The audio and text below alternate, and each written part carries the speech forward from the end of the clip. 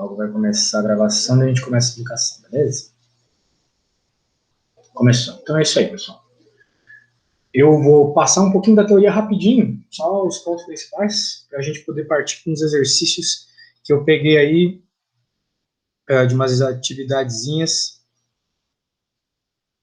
Então vamos lá, uns probleminhas bem aplicados, né? Mas para isso a gente tem que ver o basicão do que foi visto lá na aula de teoria. Então é o seguinte, nós temos aqui a ideia de fluxo elétrico, tal qual a gente pensa em fluxo de qualquer coisa, por exemplo, o fluxo de água numa mangueira, o fluxo elétrico, ele também ocorre, né? Ele ocorre onde? Numa superfície. Né? Então, por exemplo, aqui, o que está acontecendo? Neste desenho, nós temos uns vetorzinhos que eles indicam o campo elétrico. E este campo elétrico, como vocês podem perceber, está passando pelo que seria uma área aqui. E, bem, nós temos três situações interessantes. A questão é, quando a gente está falando de fluxo elétrico, quando a gente está falando de fluxo em si, lá em Física Geral 2, a gente tem aquela parte do conteúdo que fala sobre a água numa mangueira, né? E que este fluxo ele tem uma certa constância, né? Se a gente aperta a ponta da mangueira, o fluxo continua mesmo, isso acaba fazendo a velocidade da água aumentar, né? E aqui a gente vai usar a mesma ideia de fluxo, só que um pouco mais complexa.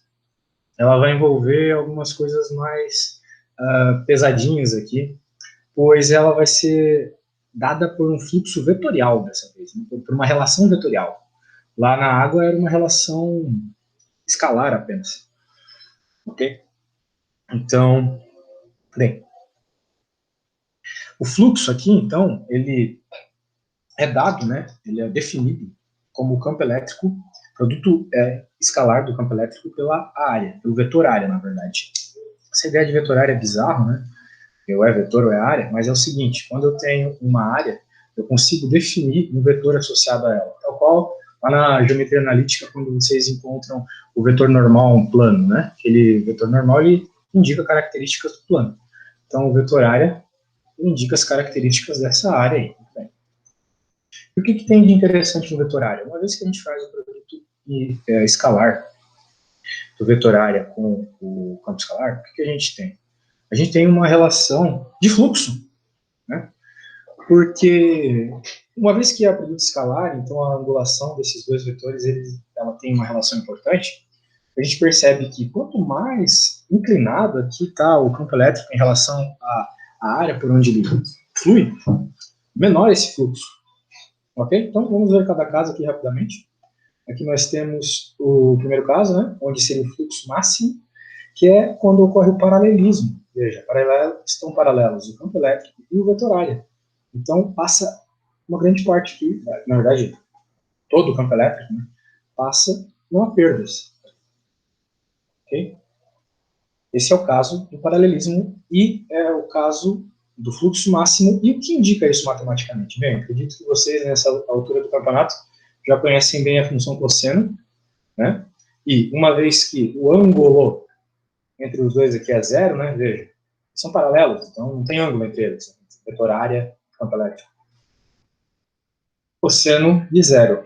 E o cosseno de zero, ele tem o valor máximo da função cosseno, que é 1. Então, por isso, o fluxo é máximo quando o cosseno é zero. Tá bom, pessoal? A ideia é essa. Muito bem. Agora vamos para o segundo caso. Campo elétrico, numa direção, e temos aqui o vetor área numa outra direção, causando um ângulo θ entre os dois. Bem, o ângulo é θ, então existe algum ângulo, de tal forma que, a hora que eu jogar esse ângulo qualquer aqui no cosseno θ, com certeza, eu vou ter uma resposta menor que 1. Por isso, nessa condição, eu vou ter um fluxo que não é o máximo, mas também não é zero, porque eu vejo que passam alguns campos elétricos por essa área. Finalmente, eu tenho a condição C, que é onde eu tenho uma área, que, a princípio, eu quero calcular o fluxo de campo elétrico que passa por ela, mas, uma vez que ela é perpendicular, ou ao campo elétrico, né, o que acontece? Vetor área para cima, campo elétrico para o lado, temos perpendicularidade, nenhum campo passa de uma parte para outra aqui, o que nos dá fluxo zero. Na prática eu vejo o fluxo é zero, matematicamente, como eu vejo isso? Bem, qual é o ângulo entre vetor área e campo elétrico? 90, né, pessoal? Ali o ângulozinho reto no desenho. Sendo assim, cosseno de θ, bem, qual é o θ? 90. Qual é o cosseno de 90? Zero. Por isso que o fluxo é zero, matematicamente falando. Certo? Não tem muito que eu falar de fluxo além disso, pelo menos a parte algébrica dele. Então, por hora é isso, tá? Agora vamos ver uma outra situação interessante. Agora vamos lá, vamos para a lei de Gauss, tá? O que nós temos aqui? Vamos ver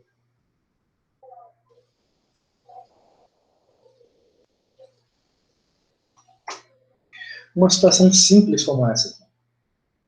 Bem simples. A gente tem uma carga, né? E ela, bem, como qualquer carga pontual, ela gera um campo isotrópico. Para quem não sabe o que significa isotropia, significa mesmo direcionamento em todas as direções. É a mesma quantidade de uma mesma quantidade em todas as direções, agora, independente do que eu estou falando. Aqui eu estou falando de campo elétrico, então, o mesmo campo elétrico em todas as direções.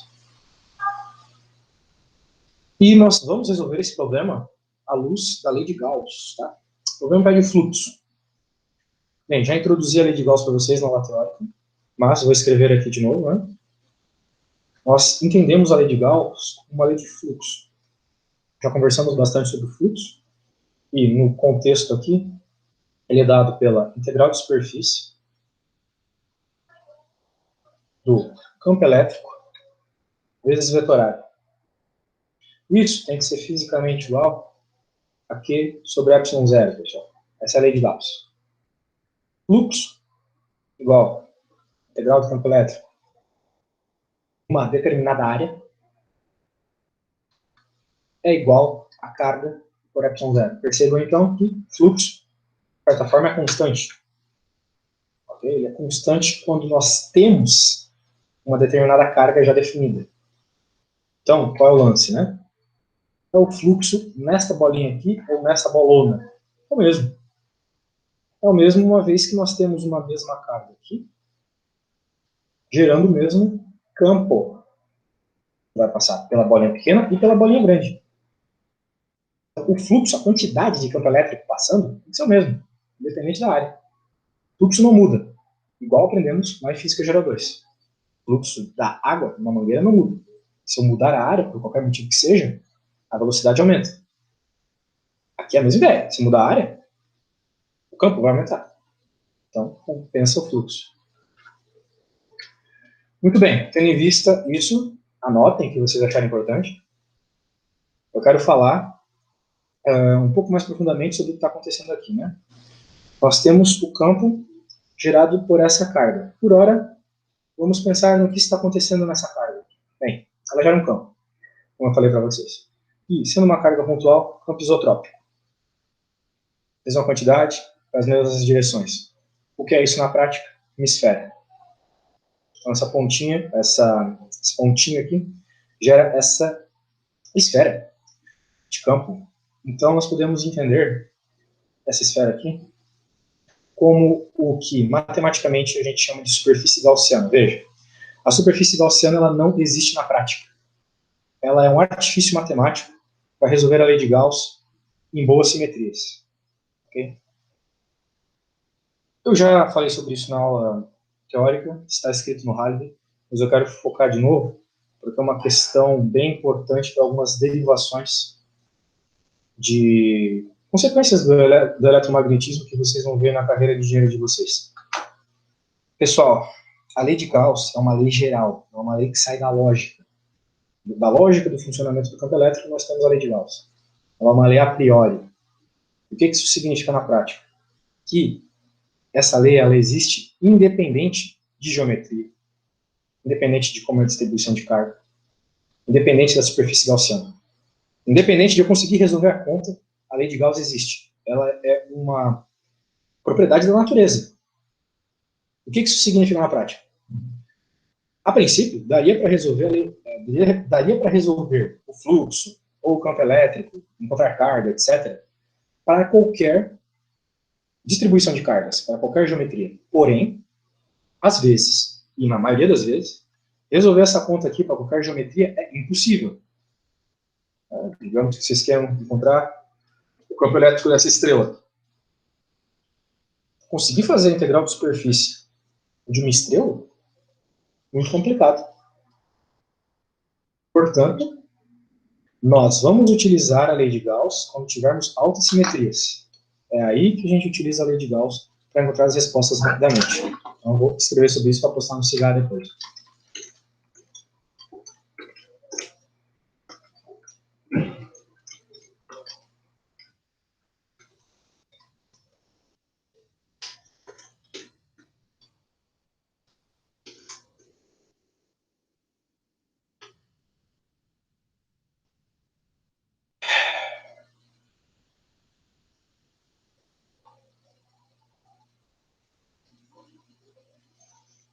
Muito bem. Aqui nós temos uma excelente simetria. Nós temos uma esfera, né? Que coisa mais simétrica que uma esfera. Então a ideia vai ser resolver esse problema aí. Vamos entender primeiro o campo formado pela carga, para depois pensar em fluxo. Vamos escrever aqui.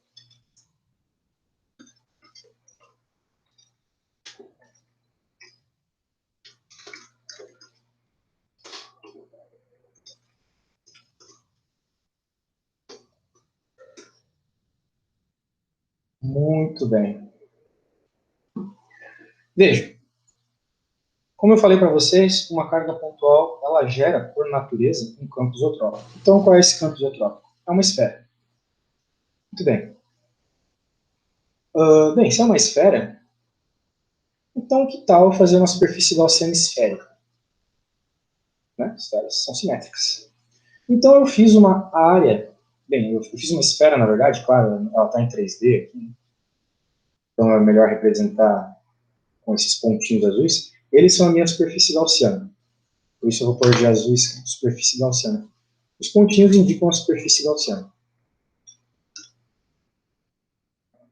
Era para estar azul isso. Muito bem. A superfície gaussiana, pessoal, é só matemática. Ela não é física. Ela é um artifício matemático. A superfície gaussiana é matemática. Ela não existe no mundo real. O que existe no mundo real é o campo. A superfície gaussiana é um artifício matemático. Coloquem, por favor, isso na cabeça, para entender o que eu vou falar agora. Uma vez que a superfície gaussiana ela é matemática, então ela, por ser uma esfera, tem areazinhas durante toda a sua distribuição. Eu vou fazer uma areazinha azul aqui, longe daquela que já veio pronta para nós. Muito bem. Peguei uma área aqui neste canto da esfera, e a ideia do vetor área, tal qual lá na geometria analítica vocês aprenderam, vetor normal à superfície, é um vetor normal à superfície. Neste ponto, ele aponta para essa direção. Esse é o vetor área aqui. Muito bem.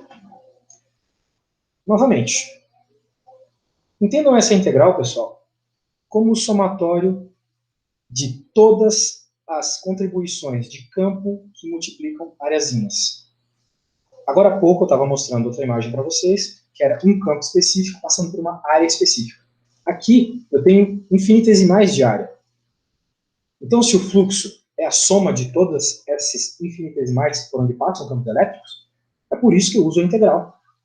Eu quero a contribuição de todas as áreas passando no campo elétrico. Todas, tem aqui, tem aqui, tem aqui, todas elas. Por isso, quando a gente faz somas infinitas, nós usamos integrais. Vocês já aprenderam isso em cálculo 1, 2, física. Muito bem. Então, é generalizar o problema que eu estava explicando até agora, na outra imagem. Ok? Bem, tal qual aqui em cima, neste lado sai um campo que vem um campo elétrico que vem dessa parte. Como o campo é isotrópico, ele vem e passa por este vetor área com a mesma direção e sentido do vetorário. O campo elétrico, em qualquer ponto da esfera, ele sempre vai passar com a mesma angulação do vetorário. Sempre. 100% das vezes. Por quê? Porque este problema tem uma alta simetria. É sempre assim? Não. Se vocês tentarem encontrar o campo elétrico de uma estrela, de uma coisa bizarra, vocês não vão conseguir porque não tem altas simetrias. Aqui temos altas simetrias. Então, nós já utilizamos a lei de Gauss justamente porque num problema pontiforme conseguimos construir uma superfície gaussiana em que temos o paralelismo sempre entre o campo elétrico e o vetorário. Ok? Claro, neste ponto da conta, eu estou analisando apenas uma parte infinitesimal de área. Se eu olhar aqui em cima, eu tenho outro infinitesimal de área, passando outro campo, e eu poderia generalizar isso para a minha superfície gaussiana toda. Em qualquer ponto vai acontecer a mesma coisa. Em todos os pontos, o campo elétrico é paralelo ao vetorário. Bem, se em todos os pontos o campo elétrico é paralelo ao vetorário, e isso aqui é o somatório de todas as multiplicações de campo elétrico vezes vetorária, a gente chega na seguinte conclusão lógica, que a integral do campo elétrico produto escalar por vetorária, que lá em geometria analítica a gente aprende que é módulo do campo elétrico, módulo do vetorário, cosseno do ângulo entre eles, produto escalar, tá, pessoal? Isso aqui vai ser igual a E, afinal de contas, a integral é na gaussiana, ela não tem matematicamente nada a ver com o campo elétrico, ele pode sair para fora, dA, cosseno de zero, porque em todos, em 100% das relações entre campo elétrico e vetorário, eu vou ter o ângulo zero. Θ vai ser zero. Esse é o grande problema de não dar para usar a lei de Gauss para resolver o campo elétrico de uma estrela. Vão ter lugares onde o θ não é zero. Eu vou ter o vetorário para um lado e o campo elétrico para o outro. Vou ter um ângulo, θ não é zero. Não dá para generalizar. Beleza?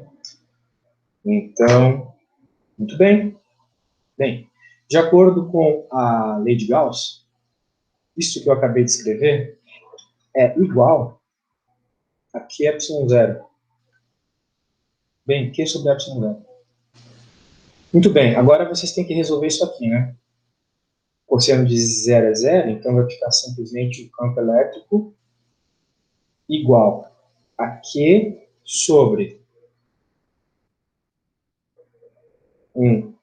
uma integral de uma área. Qual área? Já vamos discutir isso. Vou colocar isso no de fora. Bem, o que é essa área, né? O que é isso?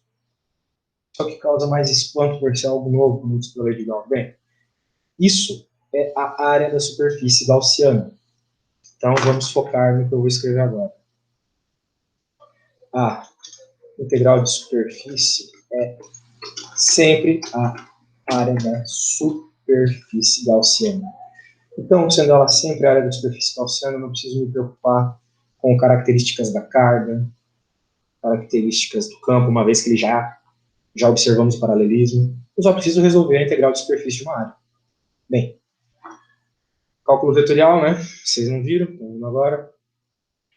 Mas a integral de superfície de uma área é simplesmente a área da superfície.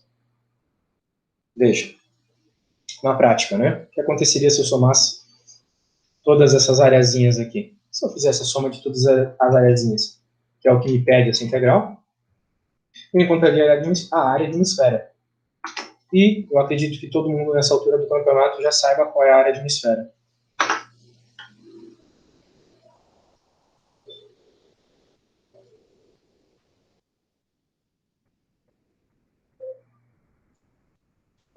πr ao quadrado é a área de uma esfera. Vou multiplicar o ε0 aqui, que está fora da integral, coloco na hora que quiser. Essa lei aqui não lembra alguma coisa para vocês, pessoal? Bem, se vocês estão estudando, provavelmente vocês notaram que este campo é justamente o campo elétrico de uma carga pontiforme. Mas, até agora, vocês só tinham observado esse campo elétrico pela lei de Coulomb. E tal qual a história da física nos mostra, a lei de Coulomb é uma lei experimental. Ela foi observada experimentalmente. Foi o Coulomb fazendo muitos experimentos, notou que a atração entre os corpos ela sempre era diretamente proporcional à carga, inversamente proporcional à distância ao quadrado. Mas nós chegamos e obtemos a mesma equação. Os caras demoraram séculos lá fazendo experimento. Nós obtemos a mesma equação só utilizando lógica matemática. Tudo que eu fiz ali foi matemática. Não tem física nenhuma, não teve experimento nenhum. Tudo foi matemática. Esse é o poder da lei de Gauss. E esse é o poder do eletromagnetismo. O eletromagnetismo, nessa sua lógica a priori, ele mudou a ciência de tal forma que a gente, que o Einstein, na verdade, ele acabou encontrando uma física superior à do Newton para descrever o movimento dos corpos. Tudo com base no eletromagnetismo. Mas, claro, isso fica para outra hora. O importante é vocês entenderem a lei de Gauss. Muito bem. Encontramos aqui o campo elétrico de uma carga pontiforme. Agora vamos voltar à pergunta. Determine o fluxo elétrico através da superfície gaussiana na esfera de um raio 2 milímetros, que confina um próton, conforme a figura. Bem, eu fiz toda essa conta, encontrei o campo elétrico que este próton está criando, mas se o foco era resolver este exemplo, essa conta foi completamente inútil. Por quê? Porque uma vez que a gente observa a lei de Gauss, a gente nota o óbvio. A gente nota o mesmo que notamos lá em Física Geral 2, que fluxo é constante. E aqui em eletromagnetismo, em Física 3, ele é constante em relação a quê? A carga. O fluxo ele é diretamente proporcional à carga. Uma vez que eu sei a carga, eu sei o fluxo, e acabou. Não preciso fazer integral de nada. Então, essa questão é uma boa pegadinha aí. Pode ser que cai, pode ser que não cai, não sei. Mas interessante notar isso, né? O fluxo, ele é sempre igual à carga que está gerando esse fluxo, dividido por ε0. Então, caso apareça uma questão como essa eventualmente, que pede o fluxo, vocês podem responder o seguinte: uma vez que o fluxo é constante, ou seja, ele não depende da área, nós podemos encontrá-lo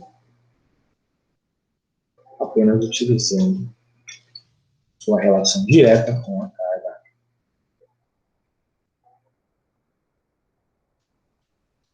Então, bem, qual é a carga de um próton, né?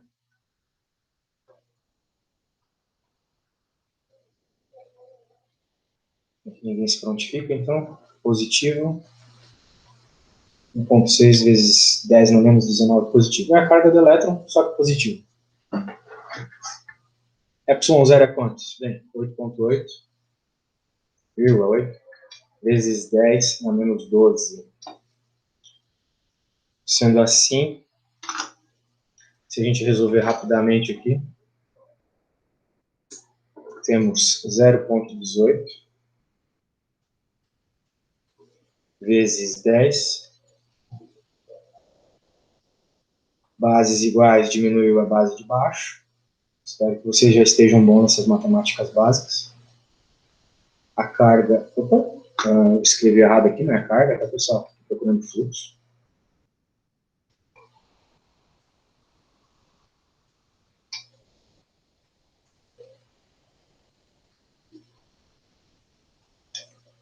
O fluxo, então, vai ser, bem, 0,18 dízima vezes menos 19 mais 12, menos 7. Ok? Então, é isso aí, pessoal. Este é o fluxo elétrico.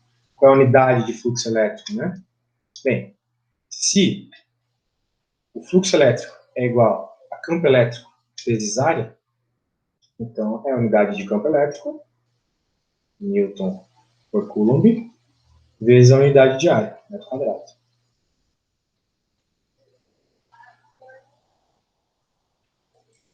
Ok, uma grande obtenção aqui dos anais do eletromagnetismo.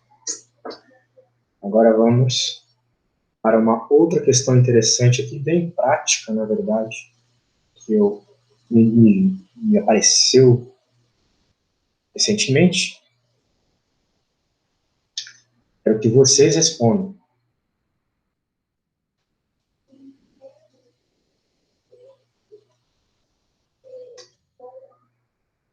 As duas esferas da figura envolvem cargas iguais.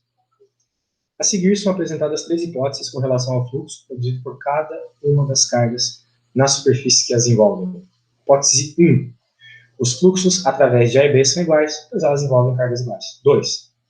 O campo elétrico sobre a esfera B é menos intenso do que o campo elétrico sobre a esfera A. O fluxo depende da intensidade do campo, de modo que o fluxo através de A é maior do que através de B. 3. O fluxo depende da área superficial pela qual o campo atravessa. A superfície da esfera B é maior que a da superfície da esfera A, logo, o fluxo através de B é maior do que através de A. Então, questões muito bem argumentadas. Agora, eu espero a resposta de vocês no chat.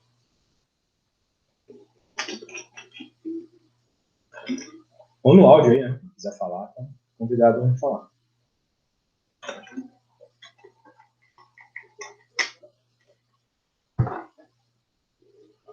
Vou dar aí uns 4 minutos para vocês pensarem sobre esse tema.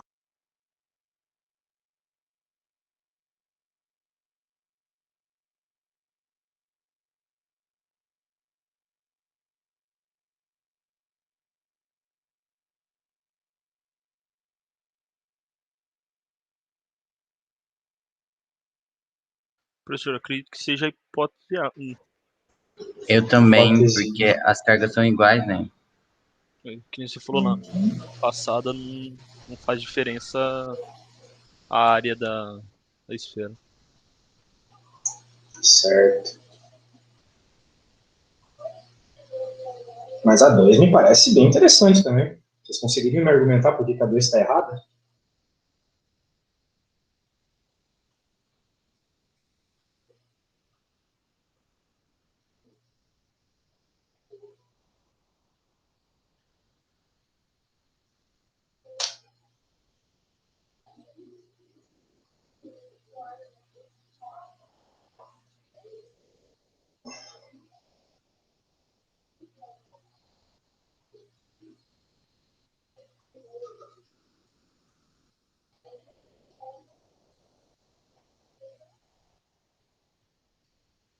Podem pensar um pouco aí, pessoal. 18h20. Depois de vocês terem pensado, vocês podem me falar. Só um segundo. Tá bom, 2 minutos.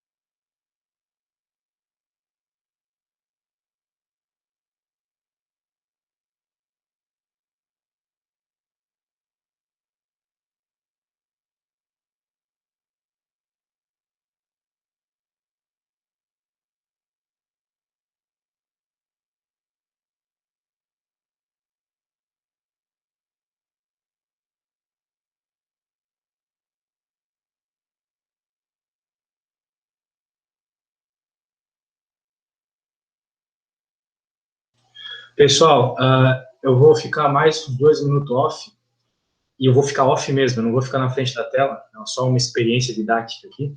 É o seguinte, se vocês quiserem, discutam entre vocês por que a hipótese 2 e a hipótese 3 está errada, pessoal. Realmente, quem falou 1 está certo, parabéns, mas eu quero os argumentos do porquê 2 e 3 estão errados. Então, eu não vou ficar ouvindo, vocês podem conversar. Quando eu voltar, caso vocês tenham conversado, caso vocês tenham pensado sozinhos, quem quiser me responder, pode escrever no chat ou falar por áudio, tá? Então, vou voltar em 18 e 25. Quero os argumentos. Bons argumentos. Você sabe que na prova eu cobro bastante texto. Então, podem pensar aí. Volto daqui a uns 4, 5 minutos. Então, alguém tem alguma hipótese ali? Olha, então, ali na segunda, ele fala, né? O fluxo depende da intensidade do campo. No caso, a intensidade do campo seria aquele valor E. Só que na passada ele colocou que esse valor E não teria diferença, no caso. Porque não Então, tem variação na carga. eu também respondi a um com base no que ele falou ali, mas porque eu também não vi a aula dele da lei de Gauss ali que ele passou, eu acabei que não deu tempo de eu ver antes da aula.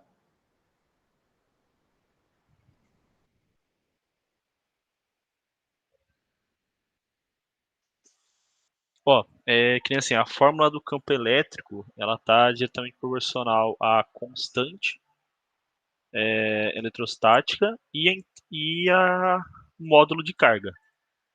Ali as cargas são iguais. Então a intensidade do campo, aquele valor E, ele não varia. Então ali já está errado. Fala, ó, o fluxo depende da intensidade do campo, de modo que o fluxo através de A é maior que o fluxo através de B. Está errado, porque a intensidade ali é igual. Aí já na 3, o fluxo depende da área superficial pelo qual o campo atravessa. A superfície da esfera B é maior que a A. Logo, o fluxo através é, da B é maior. Isso daí.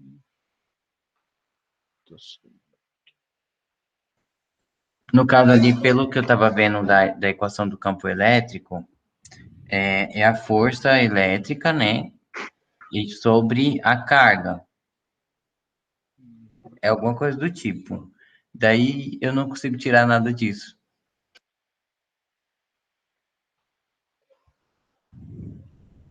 Tá, merda. Deixa eu só ver se eu acho que não. A carga é igual, né? No caso, a força Isso. elétrica vai ser dividida pela mesma carga. Isso. A 2 é errado por aquele negócio, né? As cargas são iguais e por isso a intensidade é diferente. Eu só não achei como confirmar que o volume não tem diferença.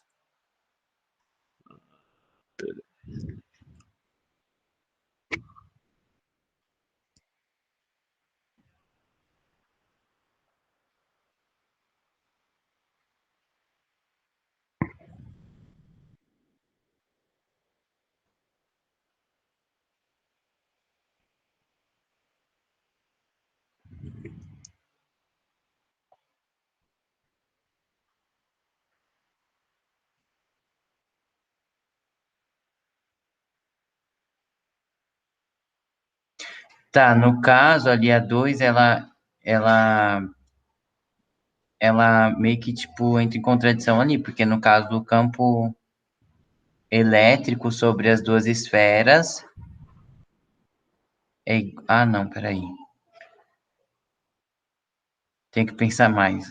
Ah, não. Então, a 2 foi o que eu falei ali. Olha a segunda frase da 2.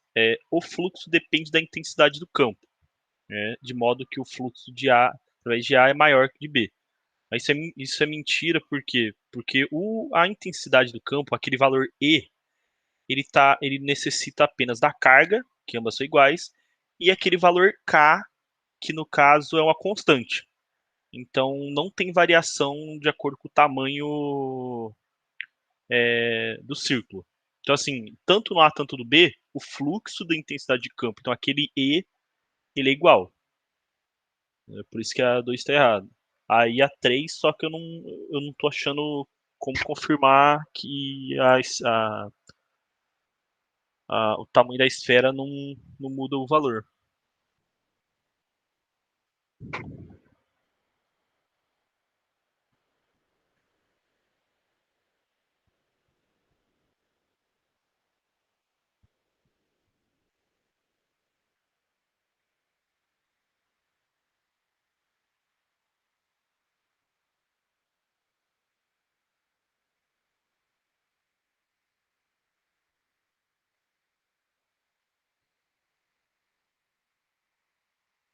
E aí, galera? Chegaram a alguma conclusão? Então, professor, eu chego na conclusão na 2 só. 3 eu não tenho certeza ainda porque que tá errado. A 2 eu Não. acredito que seja aquela segunda frase ali que fala, né? O fluxo depende da intensidade do campo, de modo que o fluxo através de A é maior que o fluxo através de B.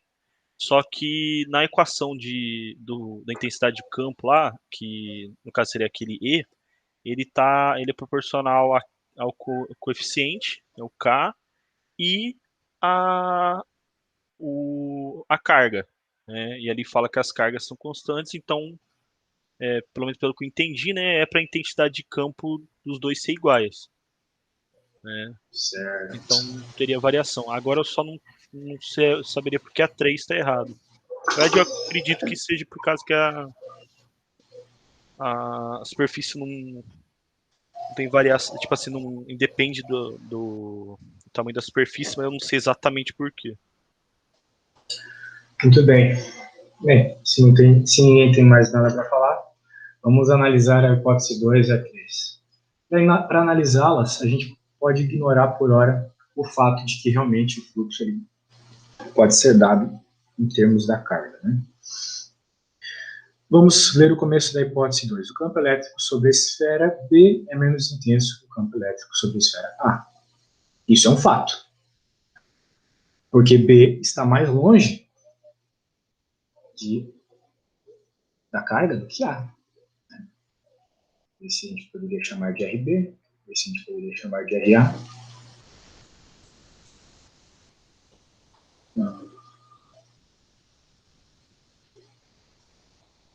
Beleza, Gilson? E o que rola aqui, né? Uma vez que a gente já calculou o campo elétrico, Q, 4πε0, R, isso deixa bem claro que o campo depende, a sua intensidade depende de R, quanto mais longe ele tiver da carga, ou seja, quanto maior o R, menor o campo. Então, até aí tudo certo. O fluxo depende da intensidade do campo e até aí tudo certo. Por quê? Porque se eu olhar para a equação sem aquele outro igual, eu vejo que quanto maior o campo, maior o fluxo. O que tem de errado nisso? Tá certo, então. É o que a equação está me dizendo. Né? Tipo, vamos lá. Vamos ignorar o campo por qualquer motivo que seja e vamos ter uma área tal qual lá no primeiro desenho que eu mostrei para vocês. Quanto maior o campo, maior o fluxo. Até aí não tem nada de errado. De modo que o fluxo através de A é maior do que através de B. Esse é o erro. Não é. E por que não é? Porque se a gente olhar essa equação aqui, a gente vê uma relação concreta entre E e BA. Uma vez que o campo vai diminuindo com a distância, e é um fato, a área vai aumentando. É mais intenso aqui perto. E mais fraco aqui fora. Mas o que é pequeno aqui perto e grande aqui fora? É a área. A área que esse campo está englobando. Então, é igual, é o mesmo esquema quando a gente estudou lá em Física Geral 2. Aumenta a área, diminui o campo e etc. Mantém a constância do fluxo.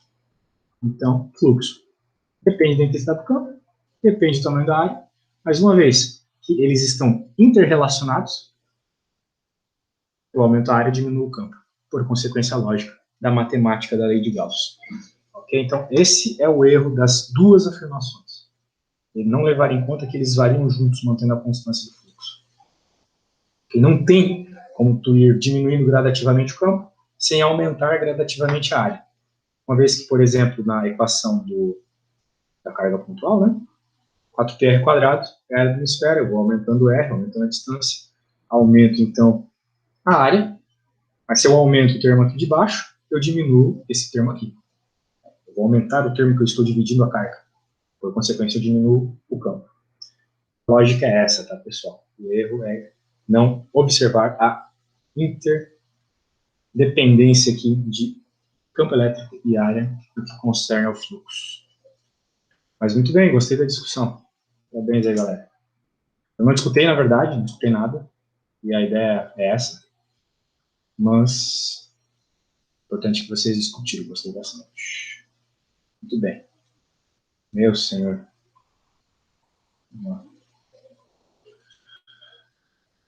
Vamos tentar chegar um pouquinho mais cedo, pessoal. Muito bem, aqui eu tenho umas outras afirmações aqui, não que eu possa falar muita coisa, que eu sou sempre atrasado para tudo. Temos umas outras afirmações e, bem, essas afirmações eu não quero discutir hoje, já discutimos bastante. Vou pegar um outro problema mais interessante aqui. Este aqui... Não, este aqui eu vou resolver primeiro e depois eu vou resolver aquele ali. Uma outra questão que me apareceu recentemente é essa aqui, ó. Uma esfera não condutora de raio R tem uma distribuição de carga não uniforme, cuja densidade é dada por ρr. Bem, densidade depende do raio aqui. É igual a um valor constante de densidade vezes R dividido por Rzão, usando a lei de Gauss para calcular o campo elétrico para R menor que Rzão. Ok, menor que Rzão. Então, o que vai acontecer aqui, pessoal? Aqui não fala nada de fluxo. Nós queremos saber o campo elétrico. Então, a gente já deixa evidente aqui o que está sendo pedido. Campo elétrico. A gente faz um desenho para entender melhor o que está rolando. Bem, nós temos uma esfera não condutora. Se ela é uma esfera, eu vou pintar de cinza, indicando que ela é cheia. Muito bem. Essa esfera, de acordo com o enunciado, tem um raio, esse vermelho aqui, um raio Rzão. E, a princípio, é isso que temos de dado aí sobre a esfera. Não tem como eu desenhar a densidade. A gente vai entender esse funcionamento de uma densidade não homogênea. Veja que a densidade ela não é constante, diferente da maioria das densidades que aparecem nas questões, ela não é constante, ela depende da distância em relação ao centro. Quanto maior a distância, maior nós temos, então, a densidade. Na prática, ela é a carga é maior na superfície, né?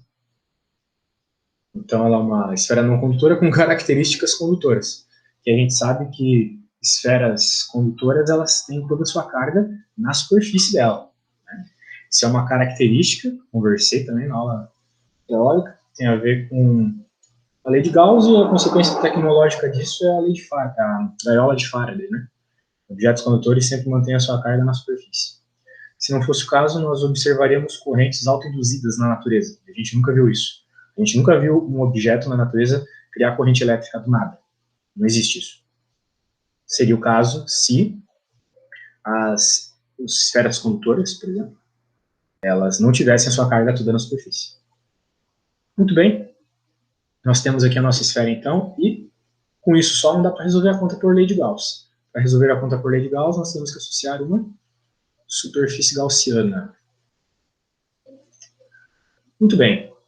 Só que, para o que o problema se propõe, uma superfície gaussiana fora da esfera não é interessante. Afinal de contas, o que o problema pede é qual é o campo dentro da esfera. Veja, R menor que Rzão. Então, eu estou interessado num campo aqui, ó. Aqui dentro. E, bem, se eu estou interessado num campo ali dentro, eu vou estudá-lo à luz da lei de Gauss, com o uso da superfície gaussiana, onde na superfície gaussiana eu defino o raio dela com Rzinho, R minúsculo. Ok? Então tá, fiz o desenho aqui. Agora eu posso escrever a lei de Gauss. Vamos lá. Para este caso, né? O produto escalar entre campo elétrico e dA igual a carga sobre ε0. Muito bem. Nada fora do comum até agora. Vamos analisar cada um dos lados da nossa lei de Gauss. Bem, o que está ocorrendo aqui do lado esquerdo? Olha, talvez vocês ainda não observam a beleza dessa equação, mas olha só que coisa sensacional, pessoal. Essa equação, ela, de um lado, praticamente matemática, salvo o campo elétrico, e do outro, material. Matemática, matéria se relacionando. Geometria e matéria nos explicando fenômenos físicos. Então, o que ocorre aqui, né? Novamente aquele lance, né, pessoal? A superfície gaussiana, desculpa, a nossa esfera aqui, ela tem um vetor área, mas, uma vez que o campo gerado por uma esfera ele é isotrópico, o campo elétrico é paralelo. Então, novamente, nós temos a situação que o campo elétrico pode ir para fora da integral, afinal de contas, o produto escalar entre o campo elétrico e o vetor área será sempre os módulos, pois o ângulo entre campo elétrico e vetor área é sempre zero, e nossa integral será apenas a integral da área. Essa é sempre a parte mais fácil da lei de Gauss para resolver, tá, pessoal? Porque uma vez que isso aqui é apenas a integral de superfície da superfície gaussiana, isso aqui é sempre a superfície gaussiana. Eu frisei muito isso, e é para vocês lembrarem, isso aqui é sempre a superfície gaussiana. Então, isso aqui vai ser 4πr². Pronto. Lado esquerdo da conta resolvida. Se fosse só isso, estaríamos feito. Só que tem um problema. Não é só isso. A carga, e essa carga, na lei de Gauss, é sempre a carga envolvida pela superfície gaussiana, ênfase aqui de envolvida, tá, pessoal? Ela não é tão simples de calcular. Uma vez que nós temos uma densidade não linear. Então, nós temos que levar em conta uma coisa. Se eu estou falando de carga elétrica, e eu estivesse falando de uma carga elétrica homogênea, bem, tal qual a massa, tal qual outras coisas onde a gente calcula a densidade, né, a gente poderia dizer que a carga elétrica é a densidade daquele objeto que tem carga, vezes o volume dele. Não é mesmo? Mas aqui no nosso caso, não é tão simples assim. Como...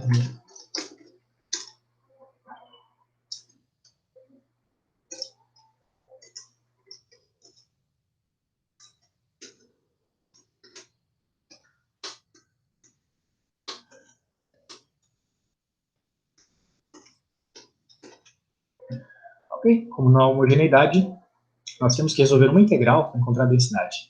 Eu acredito que, novamente, nessa altura do campeonato, vocês já fizeram muito disso em cálculo 2. Vocês faziam lá as integrais triplas com uma função dentro. Aquela função, normalmente os professores chamam de função densidade. Por quê? Porque se vocês resolvem uma integral tripla sem função dentro, vocês encontram o volume de um objeto. Se vocês resolvem uma integral tripla com uma função dentro, vocês encontram a densidade desse objeto. Desculpa, vocês encontram a massa desse objeto, ou alguma característica quadridimensional desse objeto. Okay? Para isso que tem aquelas funçõezinhas dentro das integrais triplas.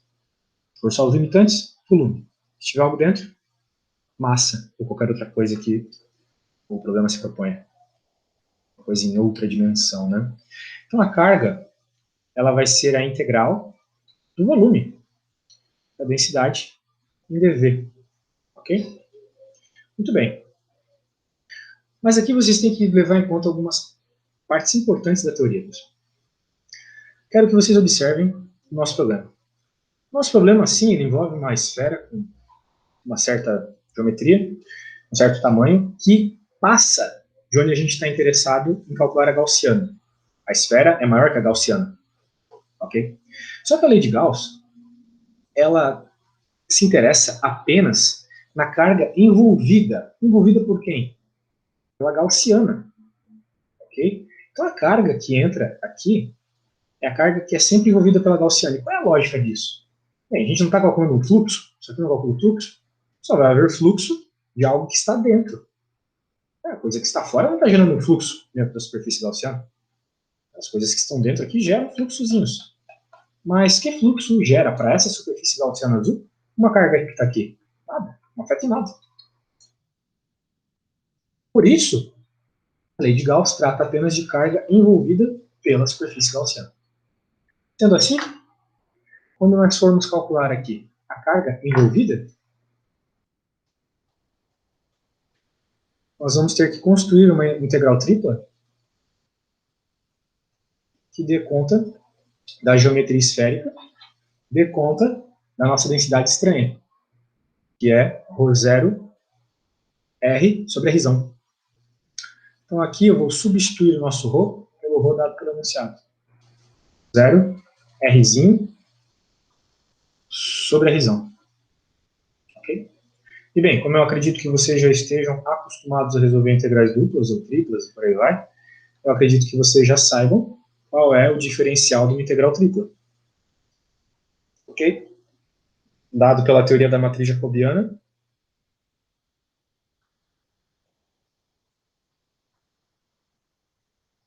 onde o φ é o ângulo azimutal, aquele ângulo que varia de 0 a π. Eta é o ângulo de baixo, nunca sei o nome dele, acho que é polar, sei lá, e varia de 0 a 2π. Provavelmente é polar por causa das coordenadas polares, que variam de 0 a 2π. Muito bem. Então nós verificamos o seguinte, que por mais que essa densidade seja um tanto esquisita, ela só me dá uma variação em raio. As coordenadas angulares não importam. Isso é muito importante para facilitar os cálculos. Vamos escrever aqui primeiro os diferenciais. Já que estamos falando de um volume de uma esfera, a gente coloca os diferenciais que a gente aprendeu lá em cálculo 2, que descrevem uma esfera. Agora vem onde separa as pessoas que estão entendendo o que eu estou falando e as pessoas que estão viajando. Bem, essa última integral é a integral do raio. Obviamente a gente começa em 0, mas onde a gente termina? Quem pode me responder? Uma vez que a gente está envolvendo a carga, a gente está preocupado com a carga envolvida, onde que a gente termina? Qual é o R aqui que a gente vai terminar? Rzinho ou Rzão, pessoal? Quem pode me responder no enunciado? Lembrando, Rzão, raio da esfera. Rzinho, raio da superfície gaussiana.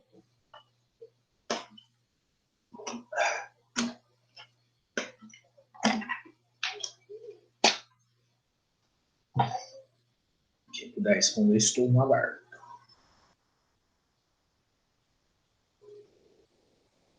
Se tiver vergonha com medo, pode jogar no chat, Rzinho ou Rzão.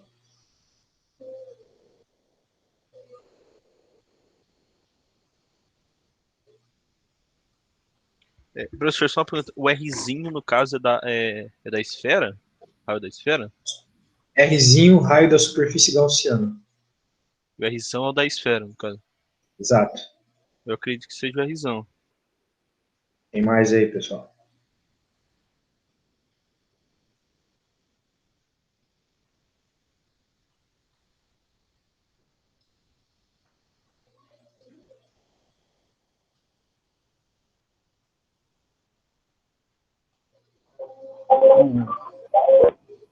Eu não tenho muito assim.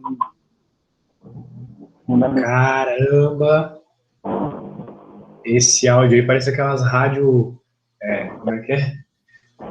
AM, aquelas rádio AM que funcionam na roça. Cara, não deu pra escutar nada. Vou jogar no chat. Ah, Lucas, é tu. Pode falar, Lucas. Pode escrever no chat, se for o caso. Eu acho que é o Rzinho. Não, eu acho que é o Rzão, porque no caso ali tá integrando o Rzinho. E qual é o problema de estar integrando Rzinho?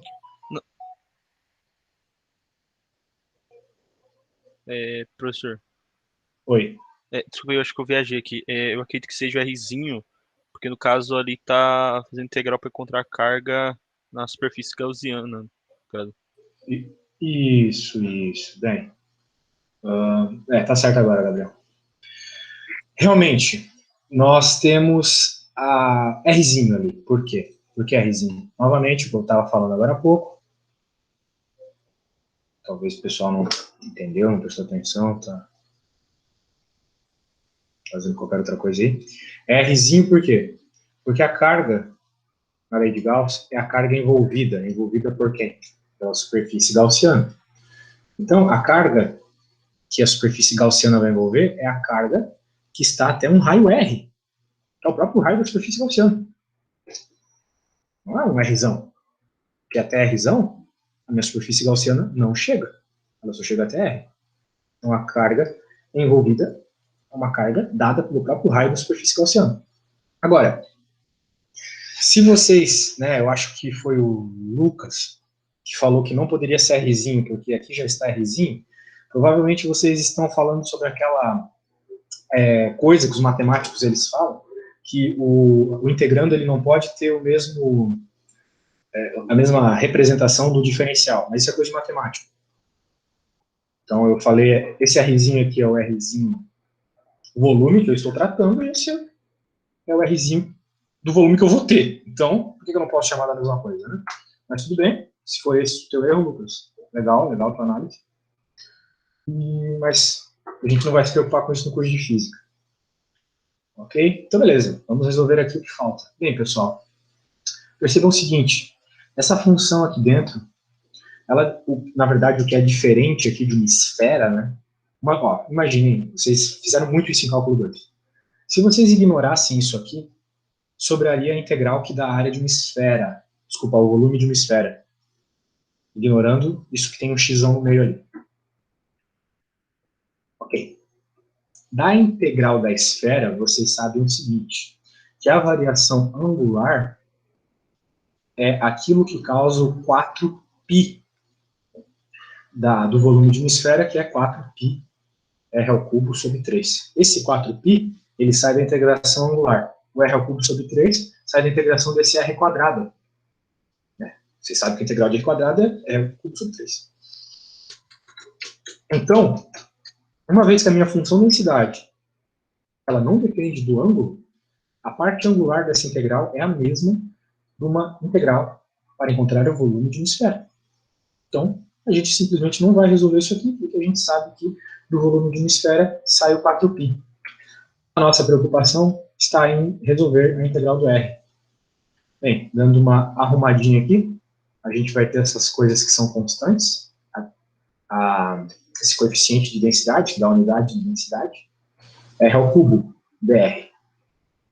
R ao cubo porque esse R com esse R fica R ao cubo. Muito bem, então tem que resolver essa integral extremamente fácil. Nós vamos ter aqui que a carga envolvida, então, é 4π ρ sobre Rzão. Bem, o que é a integral de R ao cubo? Como todo mundo nessa altura do campeonato sabe, 4 sobre 4. Corto 4. E encontro finalmente que o campo gerado por essa esfera não condutora com uma densidade não homogênea tem essa solução aqui. Lado esquerdo, lado geométrico, campo 4πr², lado direito, π ρ0 r², Rzão. Se eu passar o 4πr² para o outro lado, né? O que eu vou ter? Vou ter ρ0, r², dividido por... Bem, os π's já se cortam, né? Afinal de contas, são iguais, né? Tem coisas iguais dos dois lados, eles se cortam. Bem, 4 vem para cá. Rzão, r². A gente pode até cortar r² quarto aqui. A gente encontra, então, que o campo dado por uma densidade como essa, que depende linearmente do raio, é igual a ρ, r², 4Rzão. Ok? Esse é o tipo de problema clássico de Física 3. Isso aqui vocês têm que saber resolver, tá, pessoal? Não dá para sair do curso de Física 3 sem isso. Probleminha onde não envolve ângulo, só tem uma densidadezinha um pouco diferente do que a gente está acostumado a trabalhar. Então, espero que vocês tenham entendido aqui o que eu quis falar, tá? Vocês têm alguma dúvida, pessoal? Se tem dúvida, falem. Se não, bem, eu vou continuar aqui com um probleminha teórico, e a gente pode finalizar a aula. Mas só recapitulando, né? Criamos o campo, fizemos a análise à luz da lei de Gauss, esfera condutora, cheia de matéria dentro, né? Como a gente tinha interesse no raio, bem, no campo elétrico, numa distância menor do que Rzão, que é o raio da esfera, então a gente queria o campo elétrico dentro da esfera, não condutora. Se a esfera fosse condutora, eu já poderia afirmar, o campo elétrico é zero, não precisa nem fazer conta. Por quê? Porque se ela é condutora, as cargas estão todas na superfície. Como o Rzinho é menor que o R da esfera, se fosse condutora, não teria carga dentro da gaussiana gerando fluxo. Então, o campo seria zero. Mas ela não é condutora, então se ela é uma esfera, podemos usar a lei de Gauss, afinal tem simetria. A gente já conversou sobre o paralelismo entre vetor área e campo elétrico numa situação esférica. Então, a parte geométrica da lei de Gauss, campo elétrico 4πr², sendo que essa integral aqui é sempre a área da superfície gaussiana. Às vezes vocês vão fazer cilindros, às vezes cubos, bom, né? E sempre 4πr. Sempre vai depender da geometria do problema de vocês. Para o lado direito, né? A princípio, a carga igual à massa é dada por densidade vezes volume. Densidade de carga, no caso, vezes volume. Mas no nosso caso, nós temos o problema de não ser homogêneo. Então, a carga ela vai depender de como essa densidade evolui no volume da esfera. Por isso eu preciso fazer uma integral. Porque a densidade vai evoluindo junto com o volume e assim eu vou aglomerando mais carga. Né? Afinal de contas, para essa esfera, a gente nota pela equação que ela tem menos densidade aqui e mais densidade de carga indo para a ponta. Então, eu tenho que fazer uma integral para pegar todas essas contribuições que a fórmula aqui da densidade da ponta. Né? Então, bem, isso aqui é uma integral de volume, é o volume de uma esfera, então vocês já fizeram bastante isso em cálculo 3. O ρ, eu substituo pelo que eu enunciado de ρ. Essa aqui, cálculo 2, né, pessoal? E daí a gente complicou. Comparado com a integral que a gente faz 1000 vezes para encontrar o volume de uma esfera. A única diferença é esse termo radial. Ou seja, a variação angular é igual ao volume de uma esfera, portanto eu ignoro essas duas integrais, simplesmente substituindo pelo que nós encontramos lá na teoria do cálculo 2, que é o 4π. O 4π do 4π real cubo sobre 3 é a contribuição angular, a integral do volume. Então, sobra apenas a integral do raio. Como eu tenho que integrar em R, né? R a quarta sobre 4. Carga envolvida, então, dá para fazer essa simplificação. E uma vez que eu estou procurando o campo elétrico, eu utilizo a lei de Gauss de novo, juntando os dois lados dela, chego nessa relação, faço uma simplificação básica e encontro, então, o campo elétrico. Ele vai aumentando, veja, olha só que interessante. Dentro da esfera, o campo elétrico ele vai aumentando com o quadrado da distância. Diferente do que ocorre numa distribuição homogênea, né? O que a gente esperaria, né, pelo menos, o que ocorre fora da esfera, o campo ele vai aumentando com o raio. Por quê? Porque a densidade de carga também vai aumentando com o raio. Okay? Depois que acaba a extensão da esfera, né, ele com certeza vai decair com o raio. Mas, dentro da esfera, ele vai aumentando em relação ao raio. Aumenta o raio, aumenta o campo. Bem legal. Então, coisas interessantes que ocorrem quando a gente tem densidades não homogêneas. Vamos lá, então. Mais uma discussãozinha aqui para terminar por hoje. Eu vou colocar aqui uma questão para vocês verem.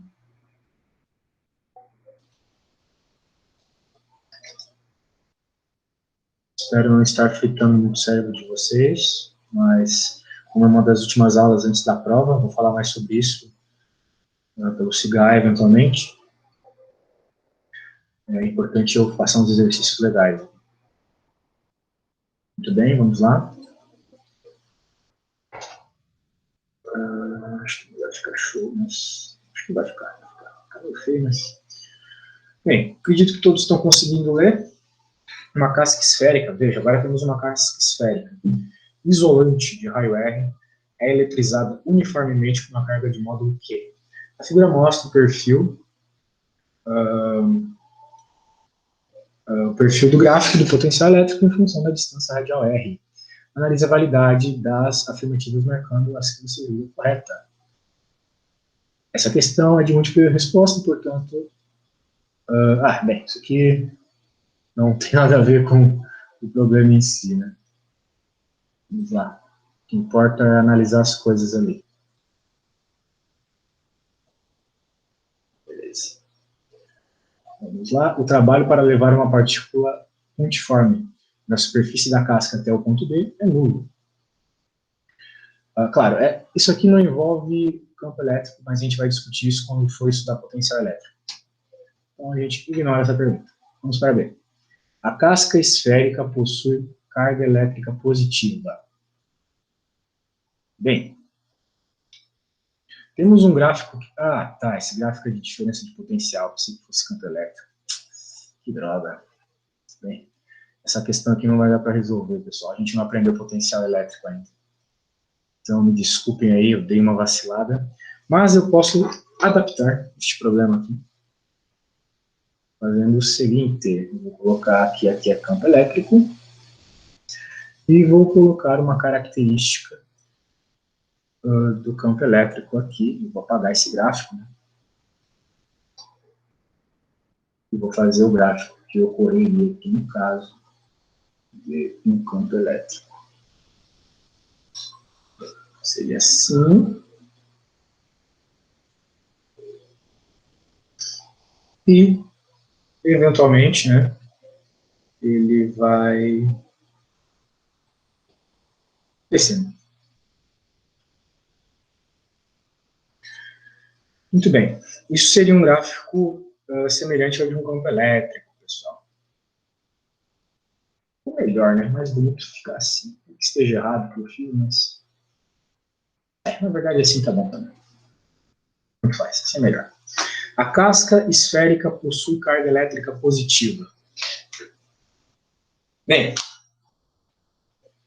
que acontece aqui? Melhor. Desculpa, se adaptar assim no meio é complicado, mas... tem um probleminha errado aqui para discutir com vocês. O campo seria mais ou menos assim. A gente teria um gap aqui, onde surgiria um campo elétrico, e esse campo ele tende, né, a zero em determinado momento. Então vamos fazer uma análise rapidinho. A casca esférica possui carga elétrica positiva. Bem, o que a gente está vendo aqui? A gente vê um campo elétrico que ele vai aumentando com o tempo até que ele tende a zero. Estava um campo elétrico negativo aqui, a gente pode chamar de um menos T0. E ele vai e tende a zero. Bem, a casca esférica possui carga elétrica positiva, uma vez que a gente observa que nós estamos falando de uma casca esférica, então, pela teoria da lei de Gauss, fora da casca, nós temos o campo tal qual uma carga pontiforme, 4πr². Se o campo é negativo e vai tendendo a zero, o que ocorre, né? Se ele é negativo, porque a carga é negativa. Então, meu Deus, bateu aqui no meu condomínio. Então, bem, certo? Desculpa, errado aqui. A carga elétrica não é positiva, então, não está certo. O módulo do campo elétrico para qualquer ponto R maior que a região pode ser calculado por E igual a KQ barra R² e P0 para pontos R menor que a região. Bem, veja, como que eu já fiz essa dedução aqui? Uma vez que, mediante o que a gente vem estudando hoje, já todo, né? A gente sabe que o campo elétrico aqui vai ser simétrico, vai gerar um campo igual a uma carga pontiforme, uma carga pontiforme, dado por uma expressão como essa, semelhante à lei de Coulomb. Então, eu sei que o campo elétrico é esse para fora da casca. Mas dentro da casca, qual é o campo aqui dentro, né? Alguém se prontifica a dizer qual é o campo elétrico dentro da casca?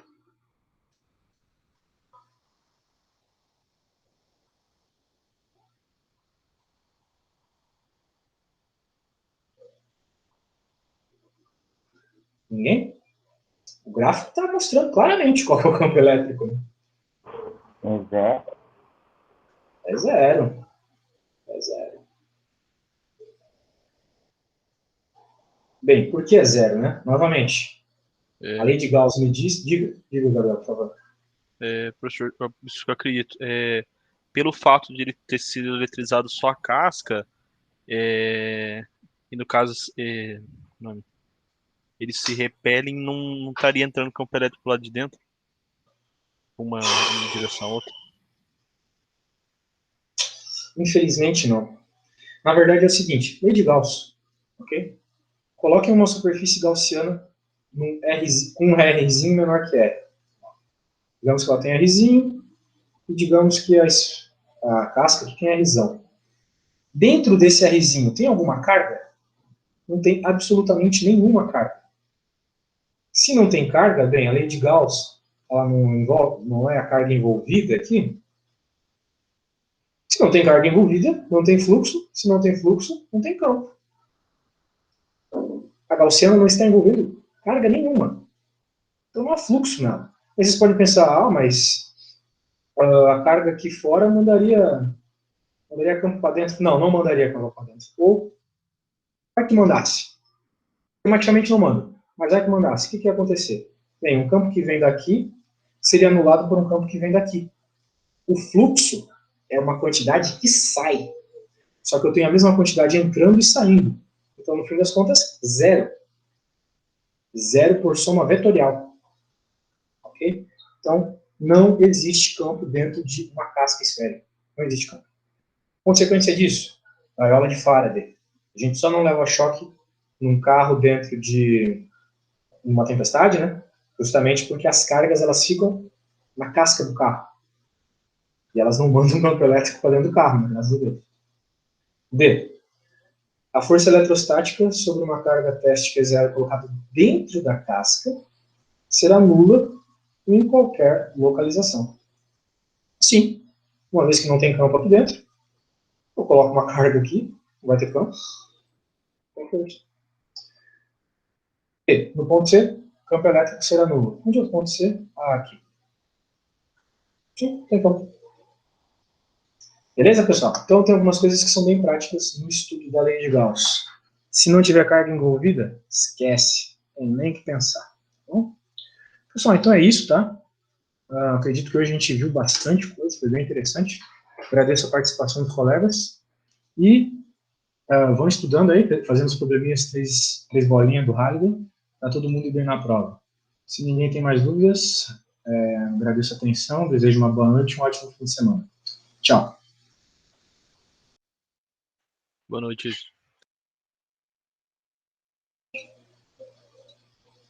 Boa noite.